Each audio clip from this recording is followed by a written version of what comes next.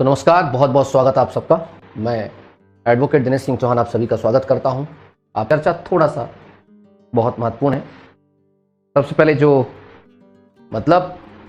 छात्र हैं, जब बात को मानते हैं तरीके से और सही तरीके से जब चीजें करते हैं तो बहुत मजा आता है। साथियों, वीडियो में आगे बढ़ने से पहले मैं आपके लिए मध्य प्रदेश पुलिस आरक्षक भर्ती 2023 की तैयारी के लिए एक बुक सजेस्ट करना चाहूंगा, जो कि चक्षु प्रकाशन के द्वारा निकाली गई है। इस किताब में आपको 500 पेपर 3200 बहुविकल्पीय प्रश्न उपलब्ध कराए गए हैं। इस बुक में सिलेबस के अकॉर्डिंग सभी सब्जेक्ट को कवर किया गया है। इस बुक की खास बात यह है कि इसमें सभी प्रश्नों के उत्तर व्याख्या सहित समझाए गए हैं। इस किताब के अलावा चक्षु प्रकाशन के द्वारा प्रैक्टिस सेट भी उपलब्ध कराए गए हैं। इस आरक्षक की बेहतरीन तैयारी के लिए आप चक्षु प्रकाशन की स्टडी गाइड और प्रैक्टिस के लिए प्रैक्टिस सेट की यह किताब मंगा सकते हैं। इन किताब का लिंक डिस्क्रिप्शन में दिया गया है। आप इसे अमेजोन या फ्लिपकार्ट से मंगा सकते हैं। चर्चा जो आप सभी को जाननी है कि क्या साहब सिर्फ पटवारी भर्ती की जांच हो रही है? नहीं, अब सिर्फ पटवारी भर्ती की जांच नहीं हो रही है। पटवारी के अलावा दो चीजें और लिंक हो गई हैं। आपको पता होना चाहिए कि एक भर्ती आपकी आई थी जिसमें आपने देखा था जेल की बात की गई थी, वन की बात की गई थी और डीजे की बात की गई थी और क्षेत्र रक्षा की बात की गई थी। और दूसरी भर्ती अगर आपको जाने पे याद हो तो आबकारी की बात की गई थी। ठीक है, अब दिमाग पर रखने का प्रयास करेंगे कि ये जो तमाम चीजें हैं ये हमारे लिए काफी महत्वपूर्ण है। अगर इस पे सब इंजीनियर का भी ढंग का निकाला जाए, इस पे भी बहुत बड़ा घोटाला है। अभी मेरे पास बहुत सारे बच्चों का फोन आया, मैसेज आया है कि सब इंजीनियर में फर्जी सर्टिफिकेट लगा करके लोगों ने ज्वाइनिंग ली है। मध्य प्रदेश के सभी सरकारी दिव्यांग कर्मचारियों एवं उम्मीदवारों की जांच, सभी।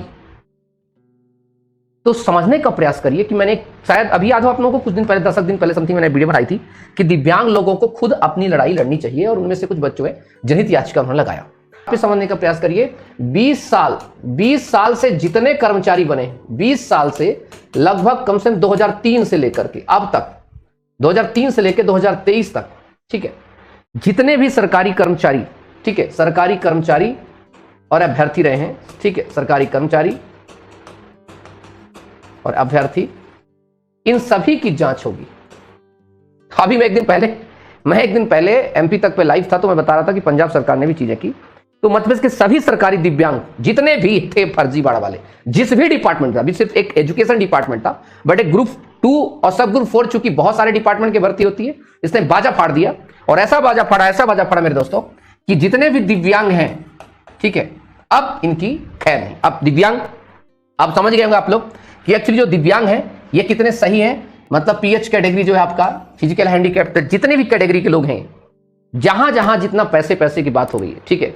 तो अब अगर हम इसकी चर्चा करें तो जितने भी ये दिव्यांग हैं या कि जितना माल कमा के रखा है, सोच लो कि जेल जाने के लिए, वकील की पैसे के लिए, तो एक तो जेल जाने की तैयारी रख लो आप, ठीक है।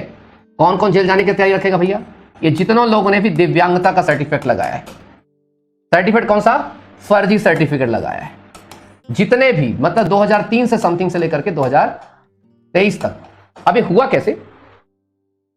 हाई कोर्ट की ग्वालियर खंडपीठ ने पिछले 20 साल में जितने भी विभागों में ये दिव्यांग कर्मचारियों को सीधे मतलब हाई कोर्ट का आदेश है।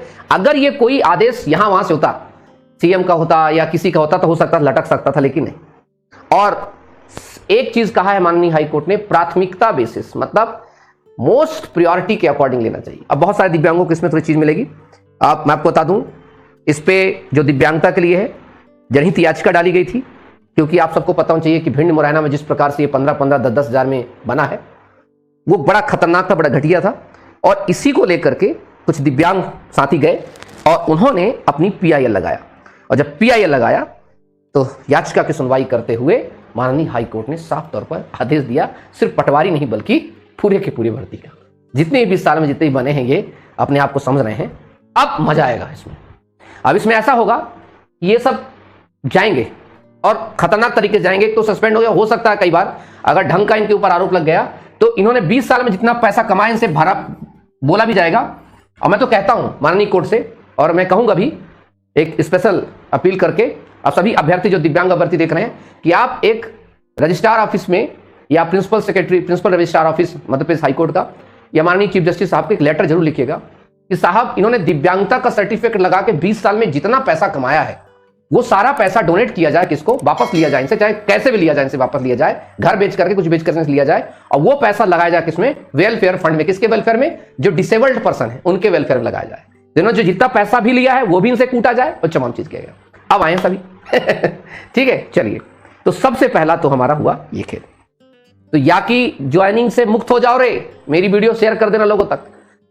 बचने का एक ही तरीका है कि ये जो फर्जी सर्टिफिकेट लगा के जो ज्वाइनिंग लिए हैं अभी भी, क्योंकि जांच होगी तब तो आप पकड़े जाओगे, तो फिलहाल तौर पर ही आप बोल दो वॉलंटरी रिटायरमेंट ले लो, भैया हम जॉब ही नहीं करना चाहते।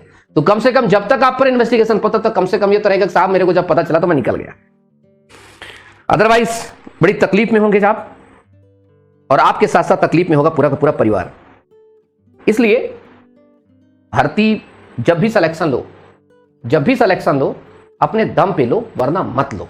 मैं आपको क्या बोलता हूं, क्योंकि ये फर्ज, अब देखो जिन लोगों ने कभी सोचा नहीं था कि पटवारी में इतना बड़ा फर्जी घोटाला हो जाएगा कि दिव्यांगता का 20 साल पूरा रिकॉर्ड मांगा जाएगा। यही होता है जब एक्चुअली जो तलवार है ना, जो पैसे देने वाले को अटकती रहती है। आप ये समझने का प्रयास करें कि अटकती रहती है, और ये इतना बड़ा घोटाला होता है, इतना बड़ा स्कैम होता है कि जब एक लपेटे में आता है तो फिर वो सबको बारे में बता देता है कि भाई कौन कौन इसमें तमाम चीजें किया है। तो ये एक सबसे अच्छी चीज है। और एक और मैं आपको बता दूं कि जो अभी जो कंपनी है, हो सकता